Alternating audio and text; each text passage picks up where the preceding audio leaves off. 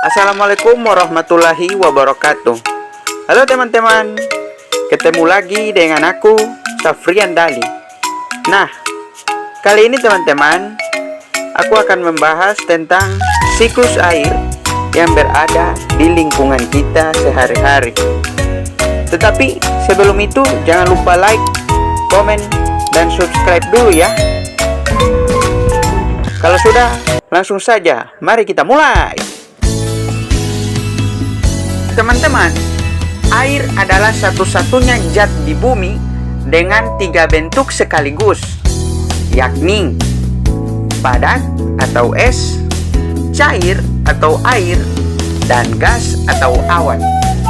Ketiganya bisa bertukar wujud dalam proses daur air, atau dikenal juga sebagai siklus air atau siklus hidrologi. Siklus air atau siklus hidrologi yaitu tahapan peristiwa yang terjadi pada air dari lapisan atmosfer hingga kembali lagi ke bumi melalui tahapan-tahapan, yaitu tahapan evaporasi, transpirasi, kondensasi, presipitasi, dan infiltrasi. Siklus ini selalu terjadi terus-menerus tanpa memiliki akhir secara berulang. Proses daur air ini erat kaitannya dengan kehidupan sehari-hari. Selanjutnya yaitu tahapan siklus air. Yang pertama yaitu evaporasi atau transpirasi. Proses pertama dalam siklus air ini adalah evaporasi. Siklus ini menunjukkan proses penguapan udara yang berasal dari laut, sungai, dan lain sebagainya.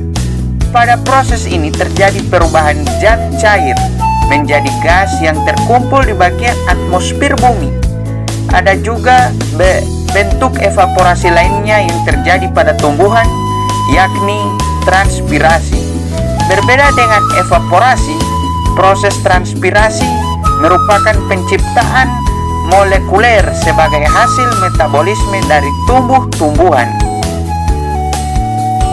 Selanjutnya yakni kondensasi. Setelah proses evaporasi terjadi, uap air akan terkumpul di atmosfer dan berubah menjadi awan. Nah, lama-kelamaan awan akan berpindah ke tempat yang lebih tinggi karena terbawa angin. Semakin tinggi suatu tempat, maka suhunya semakin rendah. Akibat perubahan suhu dan awan sudah mengandung banyak uap air, maka kumpulan uap air tersebut akan mengalami pengembunan yang membentuk titik-titik udara, lalu membentuk awan hitam yang siap turun sebagai hujan ketika mencapai titik jenuh, dan terjadilah hujan. Selanjutnya yakni tahap presipitasi. Proses presipitasi merupakan lanjutan dari kondensasi.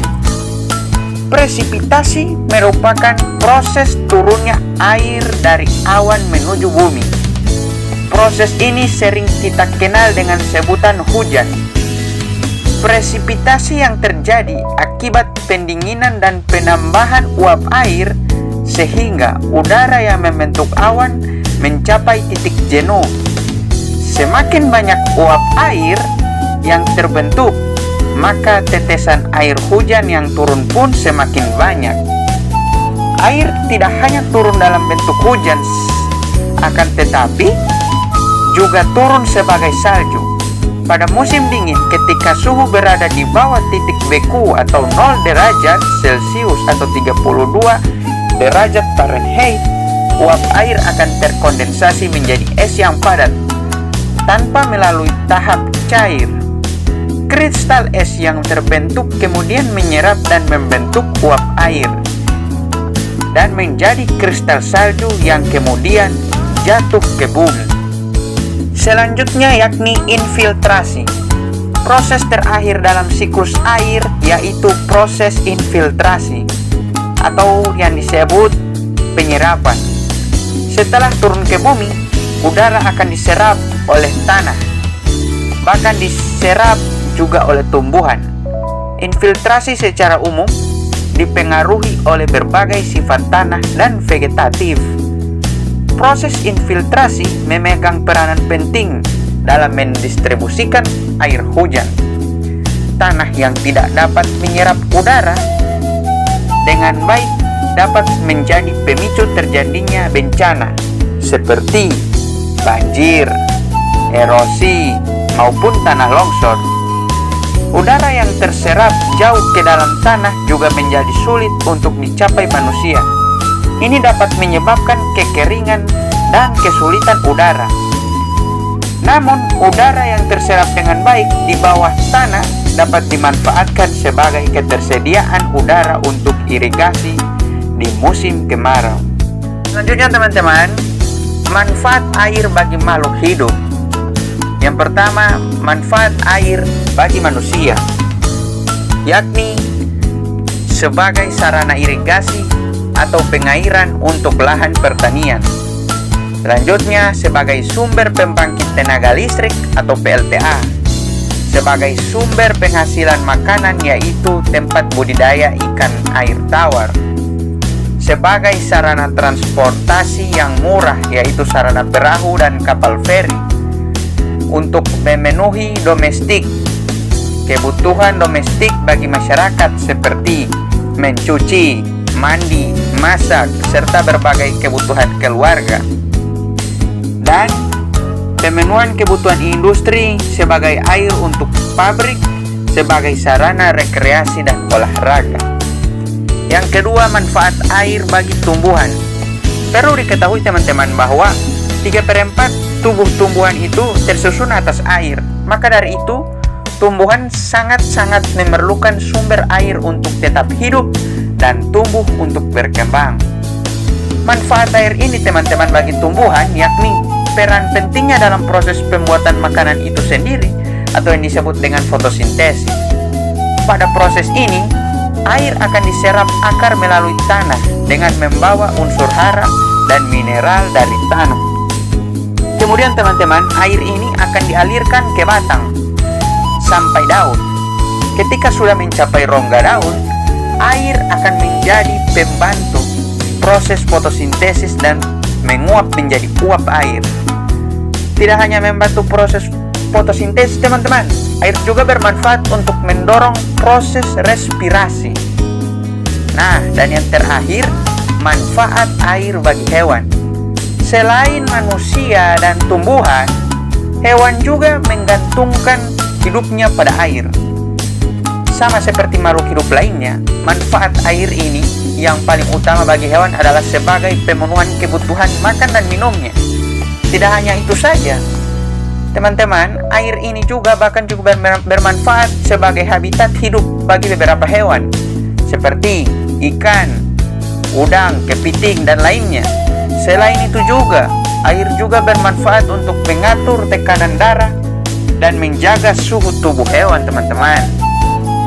Nah, selanjutnya, faktor yang mempengaruhi, mengganggu siklus air, yakni pertama, penebangan hutan atau penebangan pohon di hutan. Misalnya untuk membuka lahan pertanian atau pemukiman baru, adalah salah satu faktor utama yang dapat mengubah daur air.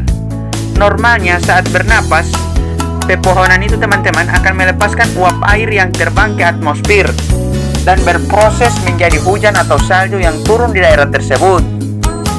Namun ketika hutan menjadi gundul akibat penebangan, uap air ini akan berkurang sehingga hujan juga jarang terjadi di daerah tersebut. Selain itu juga teman-teman, terganggunya daur air, tanah di area itu akan kering dan tidak stabil sehingga rawan longsor saat hujan mendatang. Yang kedua yakni efek rumah kaca. Efek rumah kaca menjadi salah satu faktor kerusakan daur air. Efek rumah kaca adalah proses alami ketika bumi mengurung gas tertentu. Agar suhu udara di bumi lebih stabil dibanding planet lain di sistem tata surya, teman-teman, Hanya saja aktivitas manusia seperti pembakaran bahan bakar mengakibatkan suhu bumi lebih panas dari seharusnya. Kondisi ini juga teman-teman dikenal sebagai pemanasan global. Nah, pemanasan global ini mengganggu daur air karena membuat es di kutub dapat mencair. Ketika pencairan ini berlangsung terus-menerus, bumi akan mengalami perubahan iklim yang juga akan berdampak buruk bagi manusia. Nah, oke, baiklah teman-temanku sekalian, itu dulu pembahasan di video kali ini ya. Semoga video kali ini dapat bermanfaat bagi kita sekalian. Jangan lupa di like yo. Terima kasih. Wassalamualaikum warahmatullahi wabarakatuh.